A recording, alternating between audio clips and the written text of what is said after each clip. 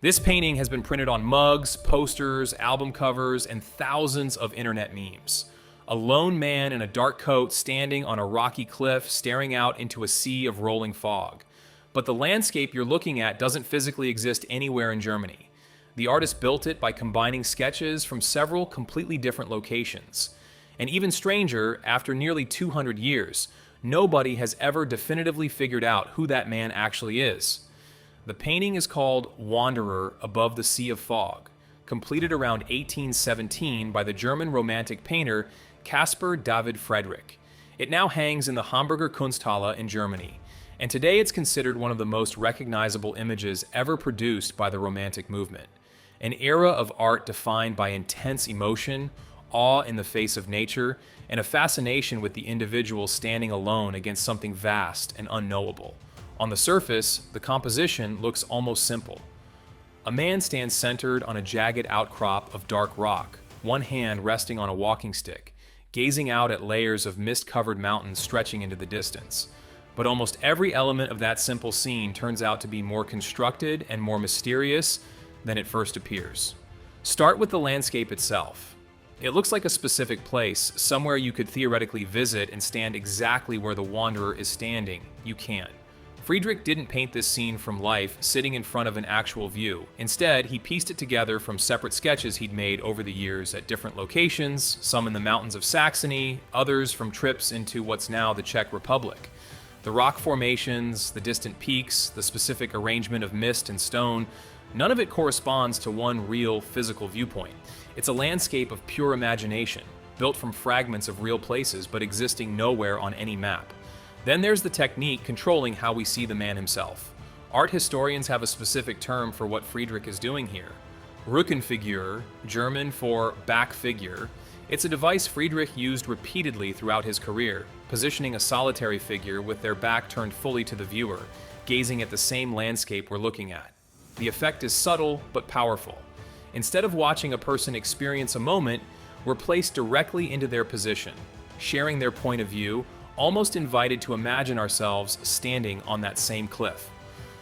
Art historian Joseph Kerner has pointed out that the painting's true center isn't the mountains or the fog at all. It's positioned right around the man's chest, roughly where his heart would be. The natural world becomes, in a sense, secondary to the human experience of encountering it. So who is he? This is where the painting gets genuinely contested.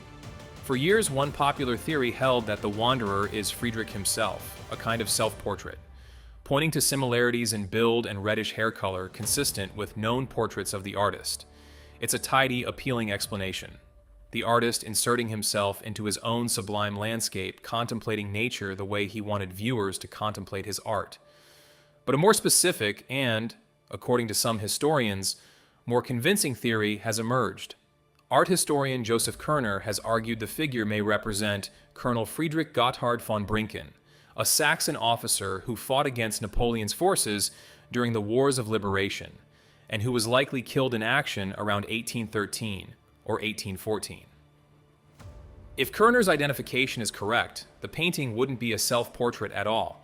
It would function as a kind of patriotic epitaph, a quiet memorial for a fallen soldier painted just a few years after Napoleon's final defeat, at a moment when questions of German identity, unity, and sacrifice were impossible to avoid.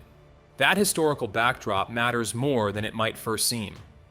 Friedrich completed this painting in the years immediately following the Napoleonic Wars, a period when German-speaking territories were fractured into dozens of separate states, still without a unified national identity.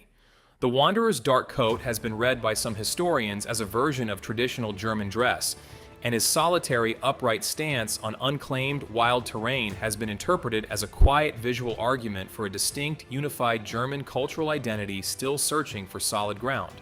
Whether he represents a specific fallen officer, the artist himself, or something closer to an abstract symbol of the German spirit standing at a crossroads, the painting seems to be asking a bigger question than, who is this man?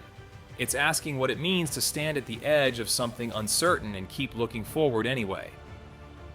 There's a darker chapter in this painting's history worth acknowledging honestly. In the 20th century, the Nazi regime seized on Friedrich's landscapes, including this one, and folded them into their own propaganda about German soil, nationalism, and racial destiny, connecting his romantic reverence for nature to their slogan of blood and soil. That appropriation cast a long shadow over Friedrich's reputation for decades afterward, and it took years of careful scholarship to separate the actual intentions and context of Friedrich's Romantic-era work from how it was later, cynically, misused. Today, the painting exists almost entirely outside that history for most people who encounter it. It's become something closer to a mirror than a historical artifact, a blank, faceless figure that anyone can mentally step into.